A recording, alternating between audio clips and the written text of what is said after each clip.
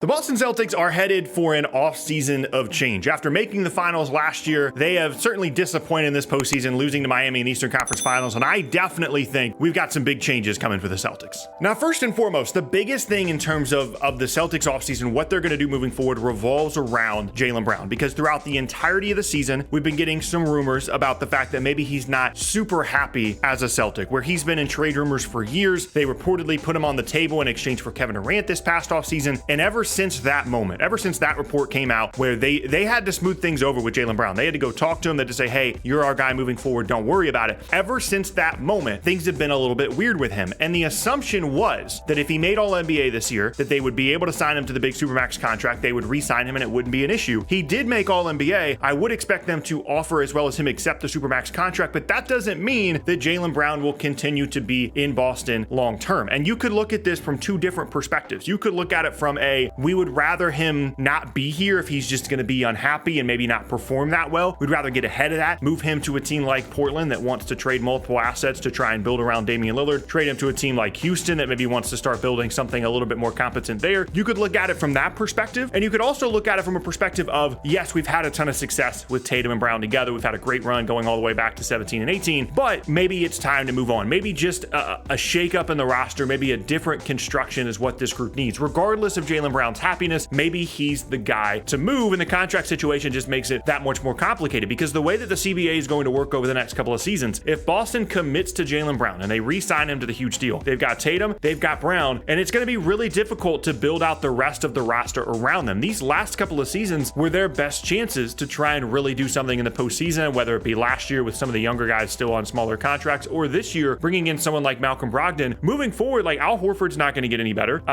Rob Williams is going to have some issues in terms of injuries, and you've got Brown and Tatum, and those two guys give you a chance, as we've seen the last season and a half. They give you a chance to maybe make the finals, but if they don't really work well together, if one of them is unhappy, if you underperform again in the postseason maybe next year, maybe it is time to look at moving on from these guys. And again, I think there's going to be a lot of teams looking to pounce on that and maybe look to trade for Jaylen Brown, and so you could get pretty good value. Now, the other side of this, if you're Boston, if you're a Celtics fan, is are we overreacting to this a little bit too much? Like, maybe all this team needs is a new coach or a shakeup in the coaching staff, providing, a little bit more support to the head coach, whatever the case may be, because they were in the finals this time last year. Like, they were a team that was contending for a title. They were a team that were 2 wins away from the ultimate goal, from winning a championship. And maybe we shouldn't overreact too much to what was, yes, a disappointing end to their season, but things like this don't necessarily happen, losing to Miami the way they did, them being an 8 seed, but things similar to this happen sometimes to all but the absolute best teams, in a certain era. Like, the Warriors never had anything like this, right? Like, LeBron never had anything like this when he was with the Cavs or the Heat, with the exception of the 2011 finals. But like, when you're really good, but not like unbelievably great, like era defining good, sometimes things just happen. And maybe it's okay to just take a breath, evaluate the coaching situation, bring back the roster, albeit an expensive one, and still try and go grab the title next year, because next year you're going to be dealing with, I guess, maybe Miami, Milwaukee, maybe an improved Knicks team, maybe Philly, all teams that Boston has shown over the last 2 seasons they are capable of beating in the postseason. They did it to Milwaukee, they did it to Philly, they did it to Miami, not this most recent season, but in the past, and maybe it's okay to not overreact. Having said that, this is the NBA. What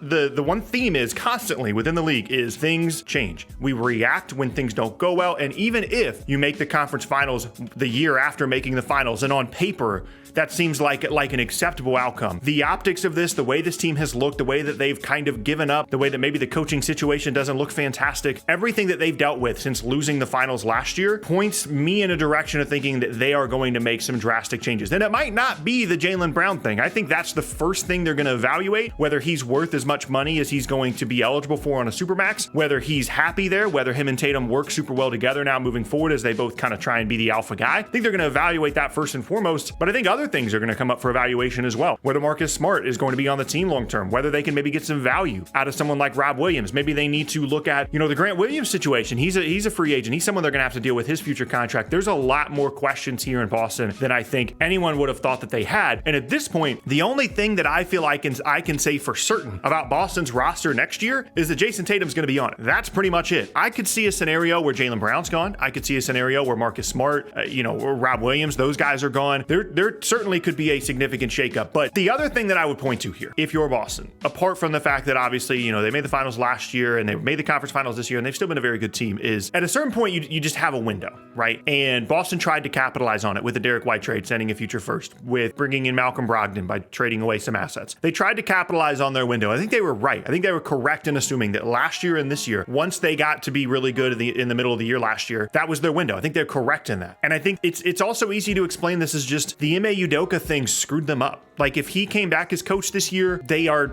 I would guess, at least a team in the finals and potentially winning the whole thing, depending on how they would match up with whoever comes out of the West. But I think that it's possible to look at the situation that simply and say, yes, maybe Jaylen Brown hasn't played all that great in the conference finals. Maybe there's some issues between him and Tatum in terms of how they play together. Maybe he is a little bit unhappy. Maybe you could make some adjustments to the roster. But I think it's also as simple as just saying, if Ime Udoka is the coach, if they don't go through what they did this past off season, I mean, even if Ime Udoka does go, but Will Hardy is still on the team because the Udoka thing happens like past the coaching cycle. So Will Hardy gets hired away to Utah. If he's still there and he takes over as coach, maybe they're still fine. And I do think that what I think is going to happen, what I think should happen are pretty far apart on this. What I think is going to happen is Boston's going to do something pretty drastic, like whether it be a Jaylen Brown trade or trading away multiple rotation pieces or looking at this from a different lens and saying maybe next year or the year after isn't necessarily our window, despite the fact that Tatum's going into their prime. They're going to do something weird, I think. But what I think maybe they should do is look at where they were in the middle of the year last year, right around a 500 team, not anything super exciting. Then you go on the run, you make the finals, and then this year make the conference finals. Like if they had lost to Philly in round 2, or if they had played Milwaukee in the conference finals and lost in 5, 6, or 7, I think we look at this entirely differently. Despite the fact that it looks really bad, the coaching looks bad at times, again, that's going to be evaluated. From a roster standpoint, there are few rosters in the East, if any, that I would pick over this Celtics group, and I would hesitate if I were them to suddenly make super drastic changes unless they're necessitated by the Jaylen Brown situation, either from a financial standpoint or from a,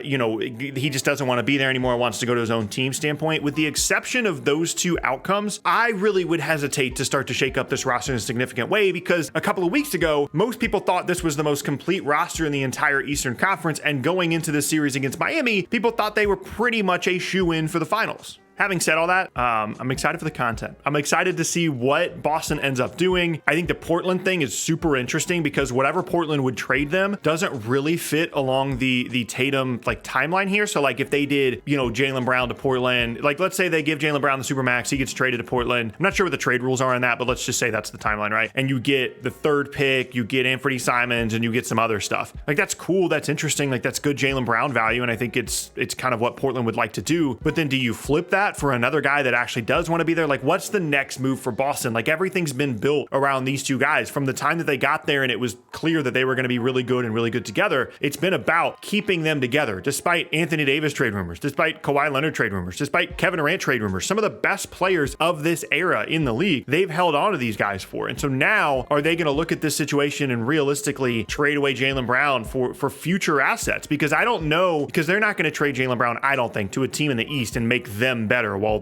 Boston takes a step back. So I don't know that there's a team in the West that would give up a ton of stuff for Jaylen Brown that would help them in an immediate sense. It's all going to be long-term stuff, and I just don't know how that all fits together with Tatum. And so again, unless it's necessitated by money or by what Jaylen Brown wants to do, I think they should run it back. I just don't think that's what's going to happen.